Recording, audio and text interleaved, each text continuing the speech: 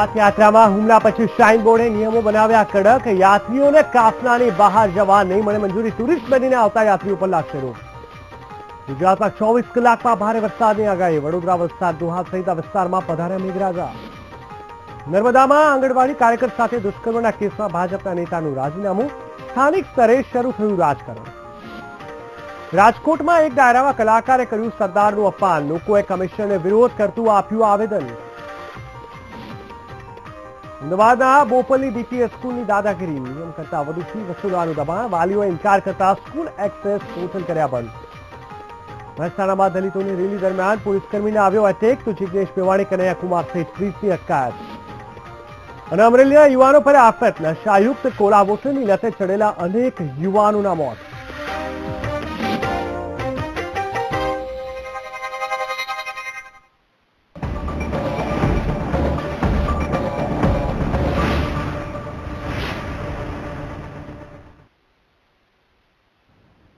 નમસ્કાર દર્શક મિત્રો, હું જીગર દેવાણી સ્વાગત કરું છું. આજે ગુજરાતમાં શરૂઆત કરીશું ફાસ્ટ ન્યૂઝથી.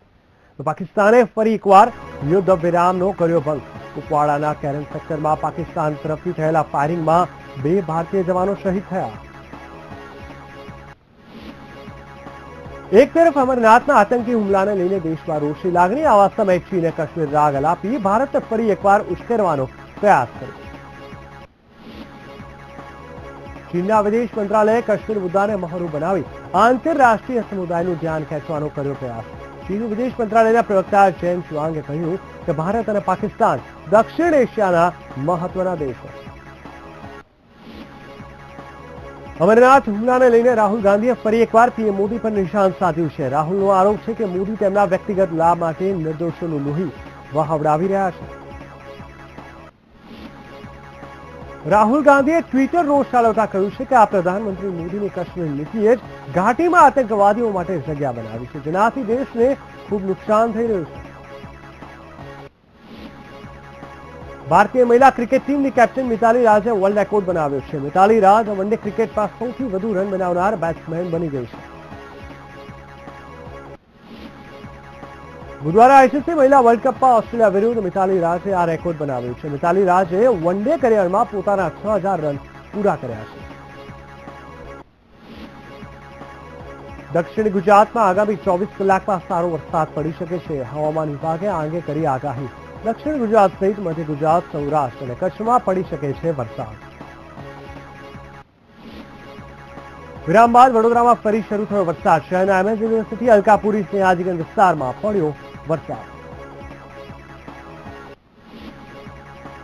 રાજ્યના કેટલાક વિસ્તારોમાં મેઘરાજાએ દસ્તક લીધી છે. ખેડાના ઠાસામાં વરસાદી ઝાપટા પડ્યા છે, તો દાહોદ, વડોદરા અને દીવમાં પણ ધીમીધારે વરસાદ પડતા શહેરીજનો થયા ખુશખુશાલ. મહેસાણામાં વિરોધ કરી રહેલા દલિત નેતા જિગ્નેશ મેવાણી સહિત કનૈયા કુમાર અને પાસ કન્વીનર રેશવા પટેલની પોલીસે કરી અટકાયત. મંજૂરી વિના રેલી યોજાતા પોલીસે કરી 30થી વધુ લોકોની અટકાયત. મહેસાણામાં દલિત અધિકાર રેલી દરમિયાન બંદોબસ્તમાં રહેલા એક પોલીસ જવાનને આવ્યો હાર્ટ એટેક. સારવાર માટે તાત્કાલિક ખસેડ્યા હોસ્પિટલ.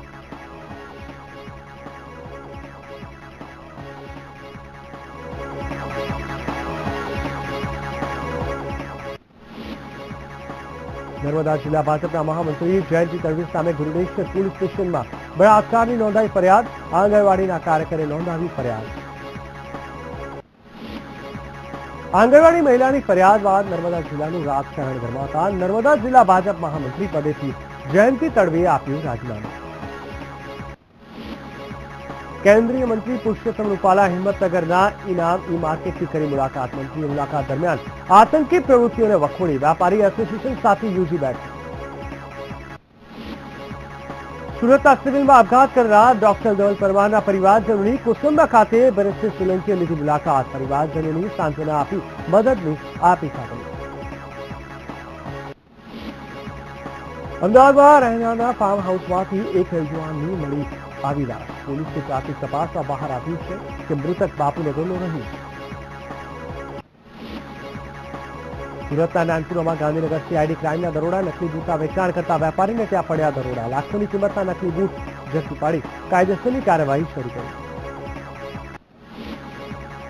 સુરતના તડકેશ્વર માંડવી રાજ્ય ધોરીમાર્ગનું થયું ધોવાણ. આ ધોવાણનું કારણ જીએમડીસી માઇનિંગ નજીક આવેલી હોવાથી થયું સામે. રાજકોટમાં યોજાયેલા ડાયરામાં સરદાર પટેલનું કર્યું અપમાન. સ્થાનિકોએ કલાકાર વિરુદ્ધ કાયદેસરની કાર્યવાહી કરવા ઉઠાવી માંગ.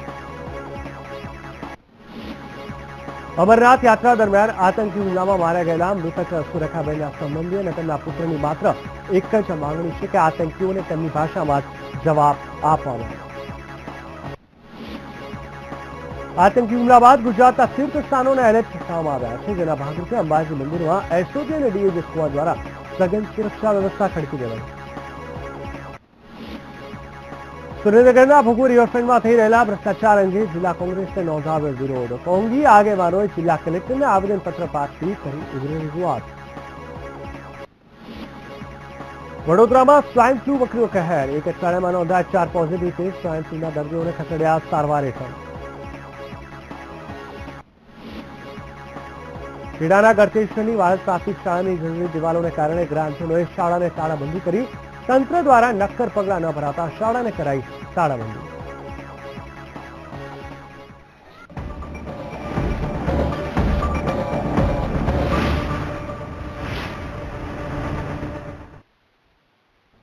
આગળ વાત કરીએ તો અમરનાથ યાત્રિકો આતંકી હુમલા બાદ શ્રાઇન બોર્ડ નિયમો વધુ કડક બનાવવામાં આવ્યા છે. યાત્રિકોને હવે સુરક્ષા કાફલાથી બહાર જવાની મંજૂરી નહીં મળે. ટુરિસ્ટ બનીને આવતા યાત્રિકો પર હવે રોક લગાવાશે. તો રજીસ્ટર્ડ નહીં થયેલા વાહનોએ ગંભીરતાથી નિયમોનું પાલન કરવાનું રહેશે તથા ઓનલાઈન ફી લેનારા યાત્રીઓની પણ કડક ચકાસણી કરવામાં આવશે. ઉલ્લેખનીય છે કે અમરનાથ યાત્રિકોની બસ પર આતંકવાદીઓએ કરેલા અંધાધૂંધ ફાયરિંગમાં 7 જેટલા શ્રદ્ધાળુઓના મોત થયા હતા.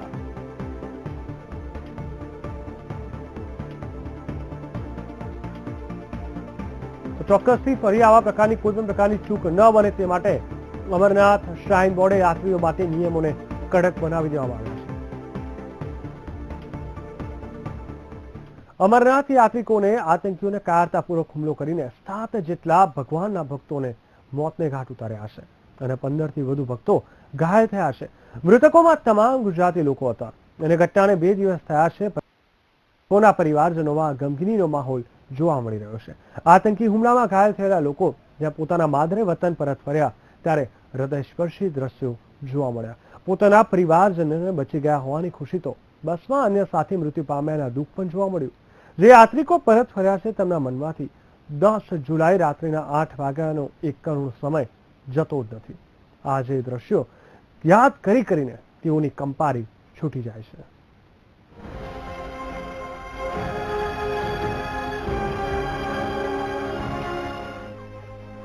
10 જુલાઈના રાત્રિના 8 વાગ્યાનો સમય હતો.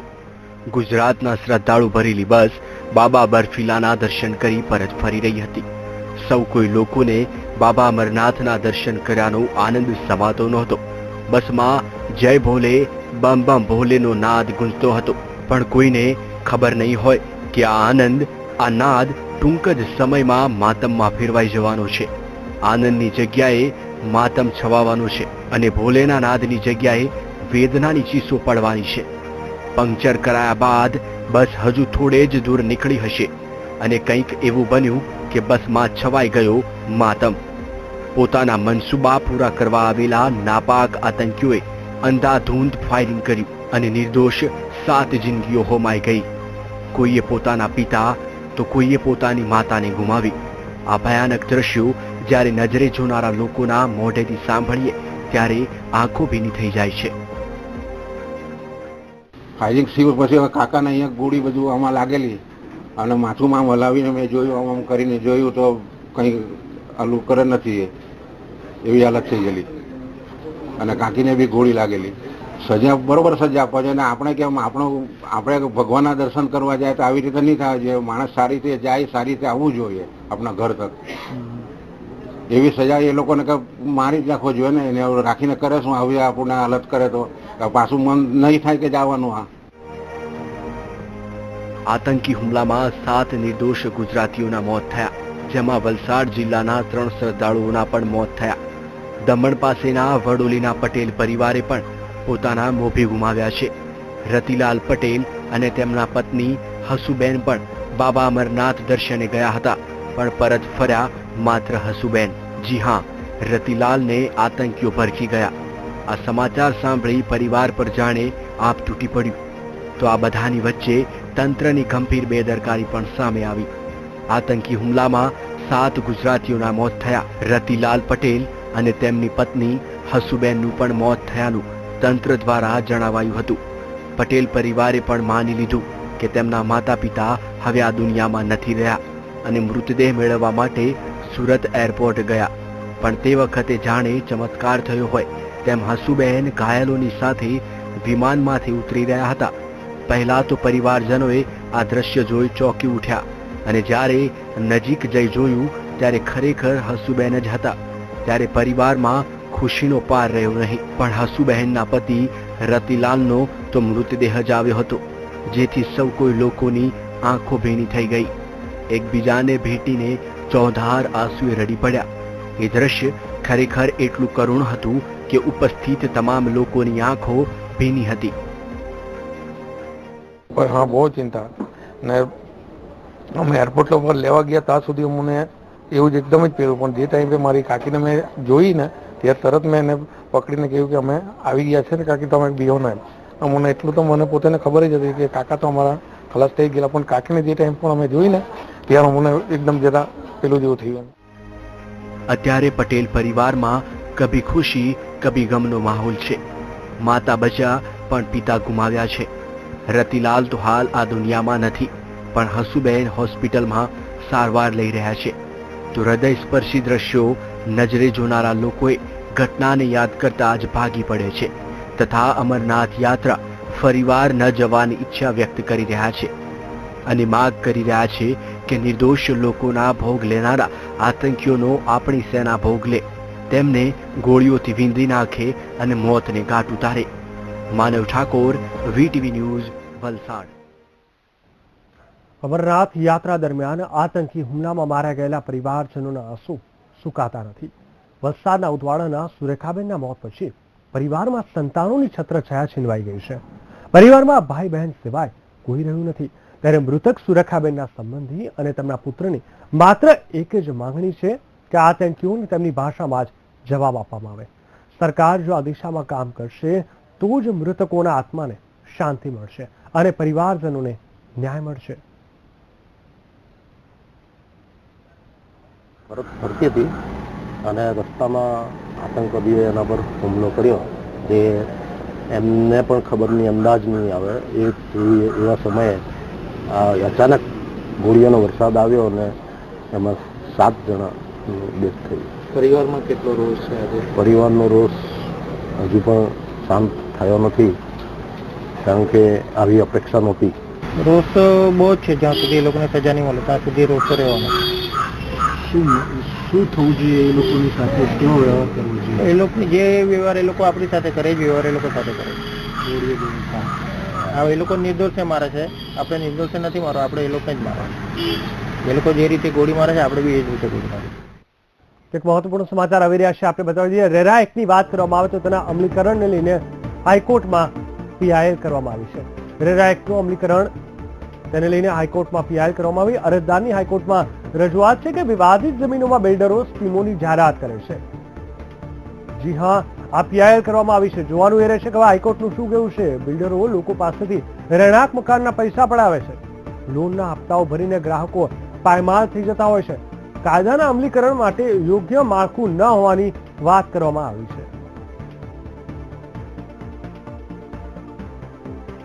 રેરા એક્ટના અમલીકરણ અંગે હાઈકોર્ટમાં PIL થઈ છે. અરજદારની જે રજૂઆત છે હાઈકોર્ટમાં તેમાં જણાવવામાં આવ્યું છે કે વિવાદિત જમીનોમાં બિલ્ડરો સ્કીમોની જાહેરાત કરે છે અને પરિણામે તે લોકો હપ્તા ભરીને પાયમાલ થઈ જાય છે. બિલ્ડરો લોકો પાસેથી રહેણાંક મકાનના મોટા પાયે પૈસા પણ આવે છે અને આખરે જે કોઈ પણ ગ્રાહક જેને બિલ્ડિંગમાં જે કોઈ ઘર ખરીદ્યું હોય તે લોકો હેરાન પરેશાન થઈ જાય છે.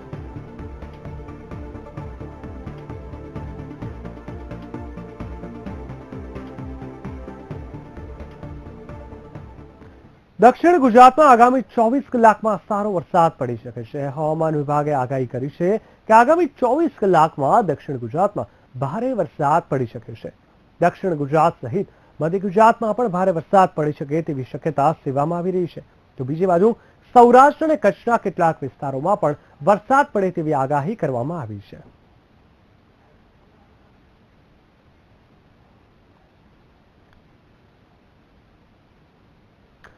વિરામ બાદ વડોદરામાં ફરીથી વરસાદ શરૂ થયો હતો. વડોદરા શહેરના અનેક વિસ્તારોમાં વરસાદ પડ્યો હતો. MS યુનિવર્સિટી, અલકાપુરી, સયાજીગંજ વિસ્તારમાં વરસાદ વધારે થયો હતો.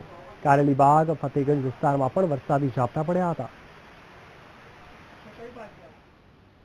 રાજ્યના કેટલાક વિસ્તારોમાં મેઘરાજાએ દસ્તક લીધી છે. ખેડાના ઠાસરામાં વરસાદી ઝાપટા પડ્યા તો દાહોદ, વડોદરા અને દીવમાં પણ ધીમી ધારે વરસાદ પડતા શહેરીજનો ખુશખુશાલ થઈ ગયા છે. સુરતના તડકેશ્વર માંડવી રાજ્ય ધોરીમાર્ગનું ધોવાણ થયું હતું. આ ધોવાણનું તારણ GMDC માઇનિંગ નજીક આવેલી હોવાથી થયું હોવાનું માનવામાં આવી રહ્યું છે. તડકેશ્વર માંડવી રોડને ડાયવર્ઝન આપી વાહન વ્યવહારને ડાયવર્ટ કરવામાં આવ્યો હતો. નર્મદા જિલ્લાના ભાજપના મહામંત્રી જયંતિભાઈ તડવી ઉર્ફે જયંતિ સાકવા વિરુદ્ધ ગુરુડેશ્વર તાલુકાની બારખાડી ગામની 33 વર્ષીય આંગણવાડી કાર્યકરે 1 વર્ષ સુધી ધાક ધમકી આપી બળાત્કાર કર્યાની ફરિયાદ નોંધાતા રાજકારણ ગરમાયું છે. બારખાડી આંગણવાડીનું બાંધકામ ચાલતું હોવાથી જયંતિ તડવીએ કોન્ટ્રાક્ટ રાખેલો હોવાથી તે અવારનવાર મુલાકાત લેતો હતો. આ મુલાકાત દરમિયાન આંગણવાડી કાર્યકરોને નોકરીમાંથી કાઢી મૂકવાની તેમજ તેના પતિ સાથે ખોટા કેસો કરવાની ધમકી આપતો હતો. ત્યારબાદ તેની ઈચ્છા વિરુદ્ધ દુષ્કર્મ કર્યું હતું, જે શોષણ સતત 1 વર્ષ સુધી ચાલુ રાખ્યું હતું. પછી એ સમય મેં એકલી જ હતી.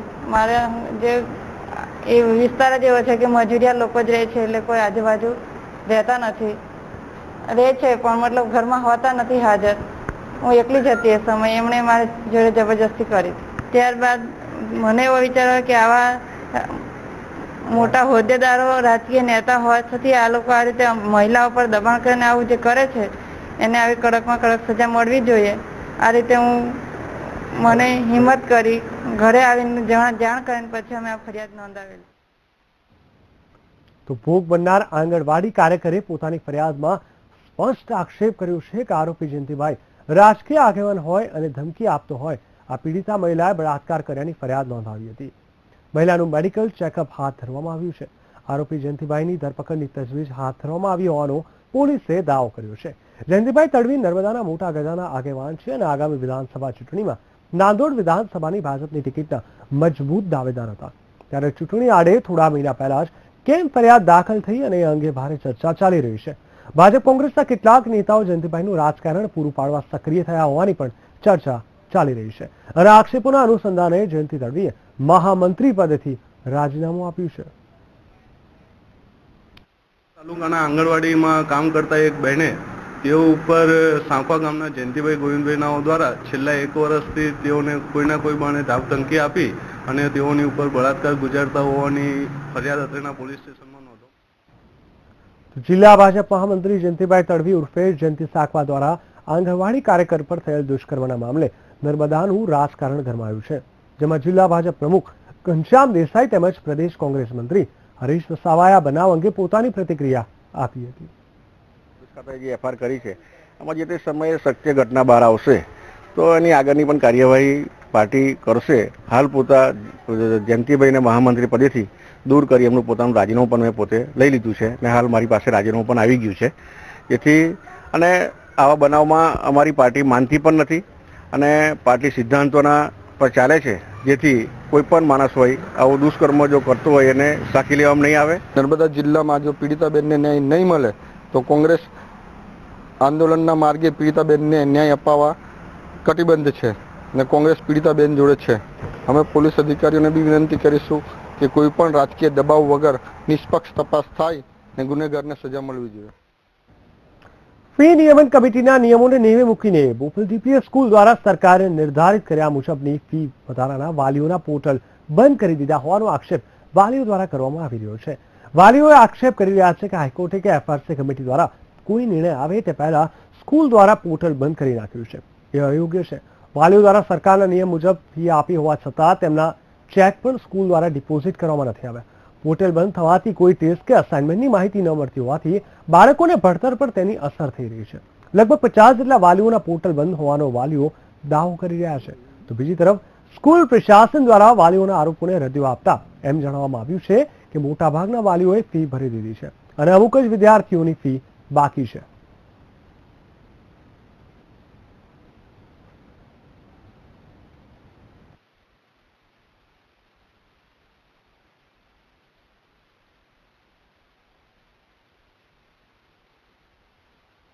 મોસ્ટલી ઘણા બધા સ્ટાન્ડર્ડમાં છે. મારા કિડ સેકન્ડ સ્ટાન્ડર્ડમાં છે, કોઈના ફિફ્થમાં છે તો કોઈના ફોર્થમાં છે. એટલે ઘણા બધા સ્ટાન્ડર્ડના જે છે કે જેના એ લોકોએ સ્ટોપ કરેલા છે પોર્ટલ.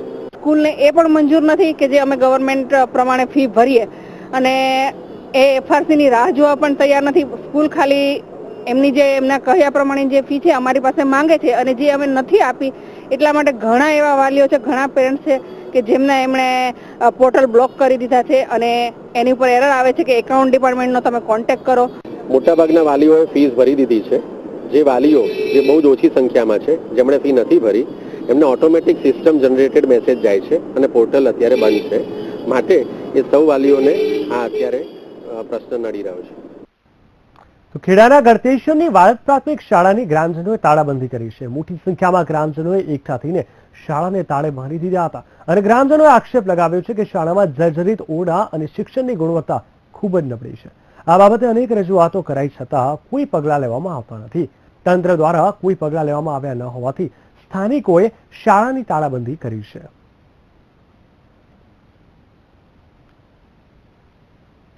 અમરેલી રાજુલા જાફરાબાદના યુવાનો નશાયુક્ત કોલા વોટરના લતે ચડ્યા છે. દરિયાકાંઠે નશાકારક કોલા વોટર મેડિકલમાંથી વેચાતી બોટલો બંધ કરવા મહિલાઓ મેદાનમાં આવી છે.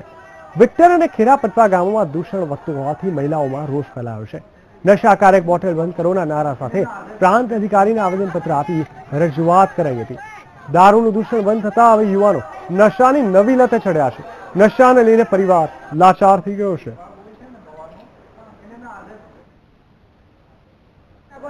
બોટલની અમારે તકલીફ છે, બીજી કઈ અમારે તકલીફ નથી. અમારે 12 મહિનાની અંદર 8 ભાઈઓ હોઈ ગયા. એને નાના નાના છોકરા મૂકીને ભાઈઓ રંડાણ્યું. હવે એને અમારે એને શું લાઈન લેવી? અમારા ગામમાં રોજી રોટલો તો કઈ હાલતો નથી. 12 ગામ નેદવા દઈને એને ખવડાવે. આવું આ તકલીફ અમારે છે. બંધ કેમ ન થાય? ન બંધ થાય તો અમે ગાંધીનગર જઈએ. અહીંયા સર ના પાડે તો સરકાર.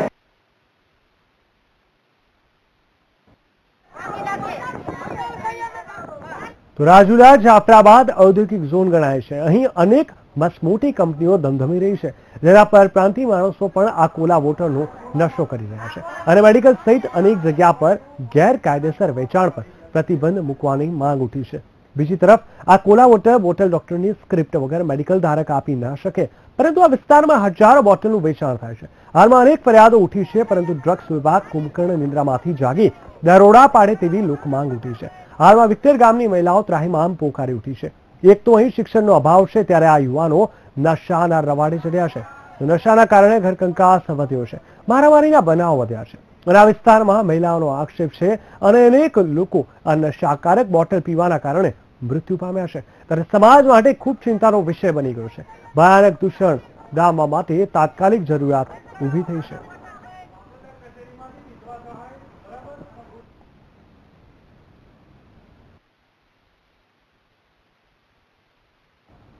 લોખંડી પુરુષ અને અખંડ ભારતનું નિર્માણ કરનાર એવા સરદાર વલ્લભભાઈ પટેલનું એક કલાકાર દ્વારા અપમાન કરવામાં આવ્યું છે.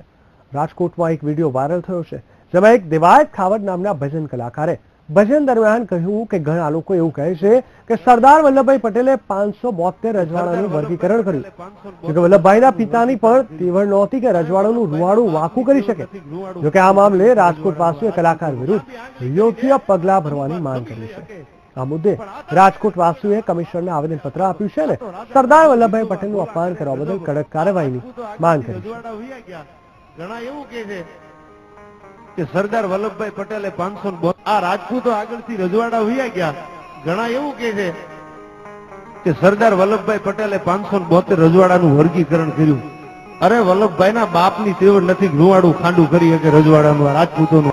ઘણા એવું કહે છે કે સરદાર વલ્લભભાઈ પટેલે 572 રજવાડાનું વર્ગીકરણ કર્યું. અરે વલ્લભભાઈના બાપની તેવડ નથી રૂવાડું ખાંડું કરી શકે રજવાડાનું આ રાજપૂતોનું. લાંબી આંગળી કરીને તમારી તહુબાર જમી લઈ શકે, પણ આધા પહેરે લુગડા આનો વાતું કરે અજબ. આ તો રાજાના મન રીઝો. મહેસાણામાં વિરોધ કરી રહેલા દલિત સમાજના લોકોની અટકાયત કરવામાં આવી છે. આઝાદી કૂચ દરમિયાન પોલીસ દ્વારા અટકાયત કરવામાં આવી છે. સૂત્રોચ્ચાર અને દેખાવ કરી રહેલા 30થી વધુ લોકો સાથે દલિત નેતા જિગ્નેશ મેવાણી તથા કન્યાકુમાર અને પાસના કાર્યકર્તા રેશમા પટેલની પણ અટકાયત મહેસાણા ઊંઝા બાયપાસ ચોકડી પાસેથી કરવામાં આવી હતી.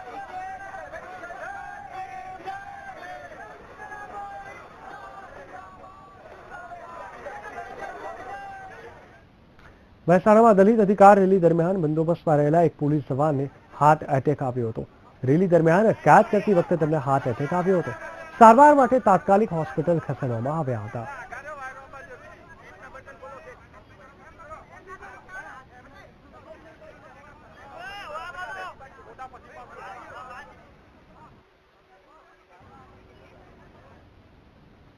તો આજે ગુજરાતમાં બસ આટલું જ. વધુ સમાચાર માટે આપ જોતા રહો VTV ન્યૂઝ ગુજરાતી. નમસ્કાર.